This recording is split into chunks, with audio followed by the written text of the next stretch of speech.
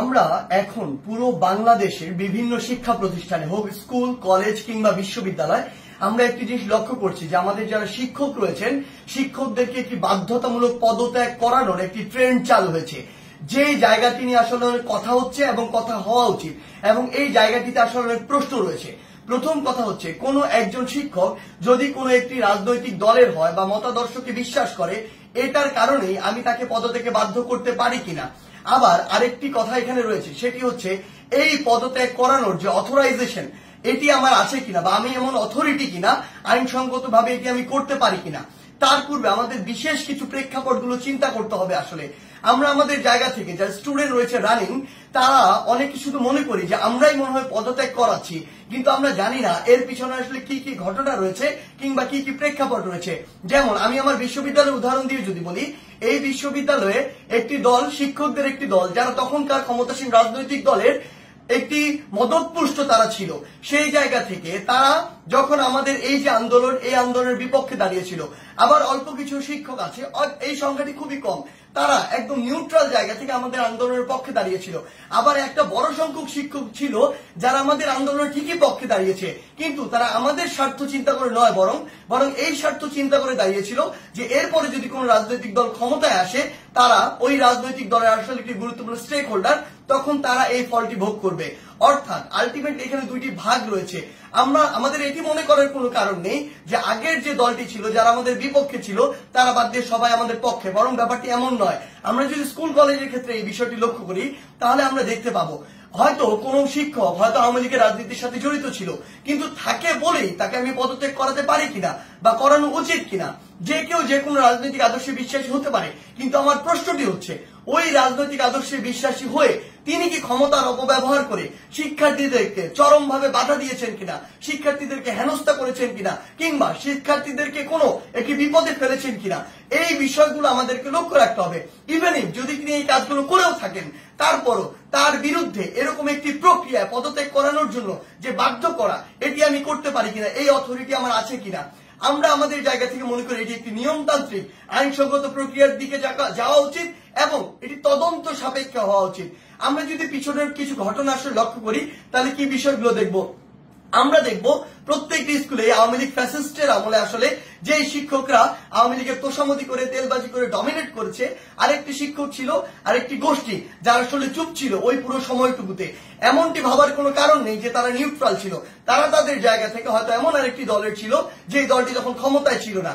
এখন বর্তমান সময় এসে ওই শিক্ষকদের উদ্দেশ্য হচ্ছে উপরের জায়গাগুলোতে প্রিন্সিপাল হোক কিংবা হচ্ছে প্রফেসর হোক কিংবা ভিসি হোক বা এরকম যে কোনো হেডমাস্টার হোক, যেই পদগুলোতেই হোক না কেন ওই পদগুলোর ওই মানুষগুলোকে সরাতে হবে। যদি আমি সরাতে পারি তাহলে আমি এখন ওই পদটিতে গিয়ে বসতে পারবো। এটার কারণে তারা আসলে কি করছে, তারা তাদের ক্লোজ কিংবা কাছের কিছু স্টুডেন্ট কিংবা কিছু স্টুডেন্টকে বিভিন্নভাবে মোটিভেট করে কিংবা কিছু স্টুডেন্ট যারা অতি উৎসাহী বা যাদেরকে সহজে আসলে ইমোশনালি ড্রিভেন করা যায় ওই স্টুডেন্টদেরকে বিভিন্নভাবে প্রভাবিত করে তারা এরকম একটি মব তৈরির চেষ্টা করছে ওই টিচারদেরকে নামানোর জন্য।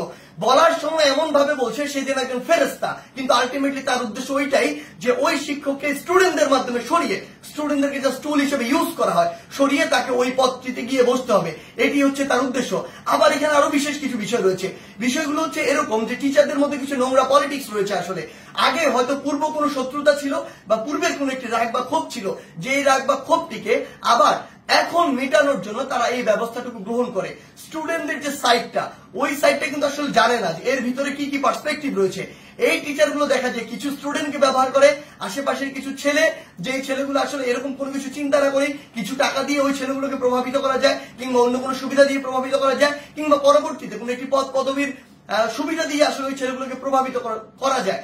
ওই সামগ্রিক বিষয়গুলো দিয়ে এই কাজটি করা হচ্ছে। কিন্তু আমাদের জায়গা থেকে সবচেয়ে গুরুত্বপূর্ণ যে কথাটি সেই কথাটি হচ্ছে এই কাজটি একজন টিচারকে এরকম করে বাধ্যতামূলক পদত্যাগ করানোর কাজটি আমাদের নয়, এই কাজটি আমরা করতে পারি না। এই কাজটি কেন করতে পারি না? কারণ হয়তো আপনি একজন শিক্ষককে এটি করালেন কিন্তু এর প্রভাব পুরো বাংলাদেশের শিক্ষক সমাজে পড়েছে।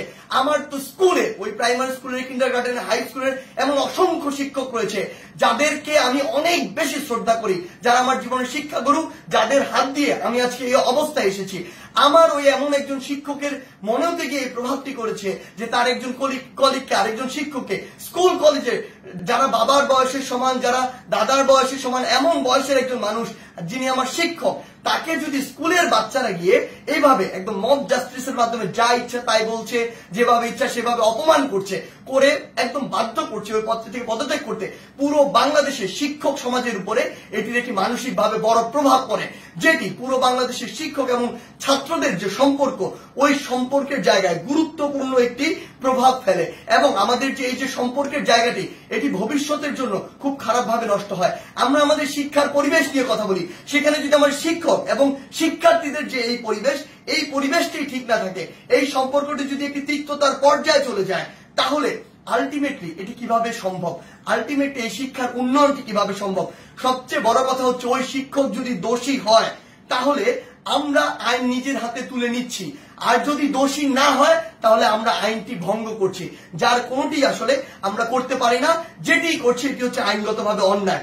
আমাদের জায়গা থেকে আসলে স্পষ্ট বার্তা প্রশাসনের প্রতি, অন্তর্বর্তীকালীন সরকারের প্রতি স্পষ্ট বার্তা হচ্ছে এটি, যদি কোন একজন শিক্ষক ওই ফ্যাসিস্ট সরকারের তোষামোদি করে কিংবা তেলবাজি করে বা ভালো সাজার উদ্দেশ্যে শিক্ষকদের উপরে কোনো শিক্ষার্থীদের উপরে কোনো হামলা করে কিংবা শিক্ষার্থীদেরকে অত্যাচার করে, নির্যাতন করে, অন্য কোনো শিক্ষকের বিরুদ্ধে নিপীড়ন করে, তাহলে তার বিরুদ্ধে আইনানুগ ব্যবস্থা নেওয়া হোক, অভিযোগ করা হোক, মামলা করা হোক, একটি আইনগত প্রক্রিয়া যান। কিন্তু কেউ যদি এভাবে আইন নিজের হাতে তুলে নেয়, কাউকে যদি বাধ্য করে, আমি প্রশাসনকে এবং অন্তর্বর্তীকালীন সরকারকে আমাদের পক্ষ থেকে অনুরোধ জানাই, আপনি ওই সকল শিক্ষার্থীদের পিছনের উদ্দেশ্য কি, কে তাদের এই কলকাঠিটি নাড়ছে, কে তাদেরকে প্রভাবিত করছে, কি উদ্দেশ্যে প্রভাবিত করছে, এটি আপনারা তদন্ত করে ব্যবস্থা করুন। প্রয়োজন হলে ওই যে শিক্ষার্থী, যারা অল্প কিছু শিক্ষার্থী এটি করছে, সকলে কিন্তু এটি করছে না। আমরা বিভিন্ন বিশ্ববিদ্যালয়ে দেখেছি শিক্ষার্থীরা নিজে আবার ওই সম্মানিত শিক্ষকদেরকে তাদের শপথে ফিরিয়ে নিয়ে আসছে।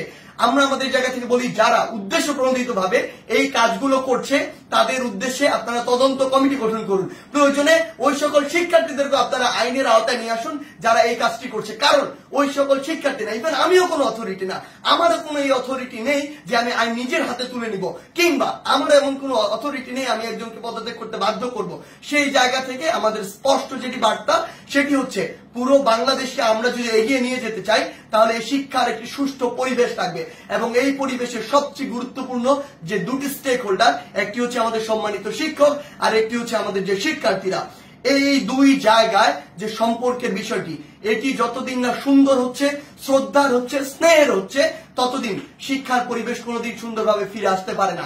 তাই আমরা আমাদের জায়গা থেকে আমাদের এই শিক্ষকদের এভাবে বাধ্য করে কোন একটি নিয়মতান্ত্রিক প্রক্রিয়া না গিয়ে বাধ্য করে পদত্যাগ করানোর যে প্রক্রিয়াটি, এই প্রক্রিয়াটিকে আমরা কখনো সমর্থন জানাই না, বরং আমাদের সম্মানিত অনেক শিক্ষককে বিভিন্নভাবে প্ররোচিত হয়ে অপমানিত বা অপদস্থ করার যে ট্রেন্ড বা একটি প্রক্রিয়া আমরা দেখতে পাচ্ছি, এটিকে আমরা অবশ্যই ঘৃণা ভরে প্রত্যাখ্যান করি। ধন্যবাদ।